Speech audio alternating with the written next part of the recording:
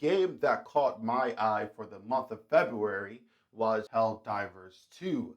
I am going to talk about Helldivers 2 and why I'm going to be jumping into the game when it releases February 8th. So without any further ado, let's get into the juice. First off, let's talk about the gameplay, which is giving me the Left 4 Dead and Left 4 Dead 2 and the Warhammer Dark Tide vibe, where you're getting thrown into the map and you have to pew, pew, pew, pew, shoot everything up, complete all the objectives, and at some point you're running and running to the extraction zone and you gotta just stay alive until the chopper comes. And when that chopper comes, you book it to the chopper and you escape. And I don't know what's going to happen at the end of that. Are you going to get rewards? Well, you will get rewards, but will it be premium rewards if you survive? Or is it going to be a degrade in rewards if you die before you extract?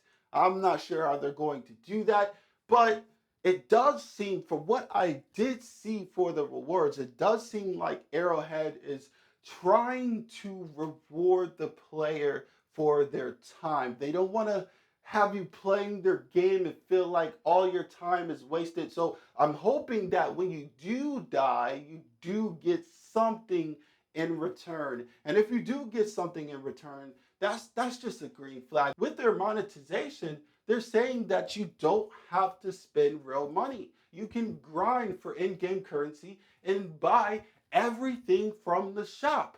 All their content updates are going to be free as well. So that's really good to the consumer. You pay $40, pay $50, and you're getting all of this free content in the future. Back to the gameplay. Like I stopped talking about the gameplay and started talking about live service and monetization. It's just the way that they're handling this game is just beautiful, and it's the reason why I decided to actually say I'm going to buy this game. It just looks like Arrowhead is taking this genre up a notch because they have so many weapons that you can grab, so many different ways to kill these enemies that you can grab as well. And I'm pretty sure there's going to be ways to upgrade your weapons or something. It just seems like they know what they're doing, man. They seem like they have a vision and they just want to get the chance to act on their vision. And that's the kind of developing that I want. Like, they're being innovative. For an example, they're saying that someone, a game master, could change up the playing field at any time. You're like shooting guys, and then this guy from the headquarters at Arrowhead could be like, you know what? They're doing pretty good. Let's just throw this in there and give them a debuff and make everything turn to chaos. I feel like nobody's doing that. This is the innovation that we need in the gaming industry. And I just feel like when there is innovation, when it seems like somebody's trying to do something different, we should raise them up and give them money so that they could continue to do so. And the big corpos could finally look at these guys and see what they're doing and seeing how innovative that they're being, and hopefully that will trickle up to them and our AAA games will be a lot better. Enemies look fun to kill, especially the robots with the glowing red spots. I'm just like, I want to shoot that too. Like, I want to crush these bugs with bombs. I want to just blow stuff up. That's one of the biggest reasons why I want to play this game. It's just because I love blowing stuff up, and this game looks like you're going to be able to just blow stuff up. There is one aspect of this game that could make it unfun, and that is the co-op slash matchmaking.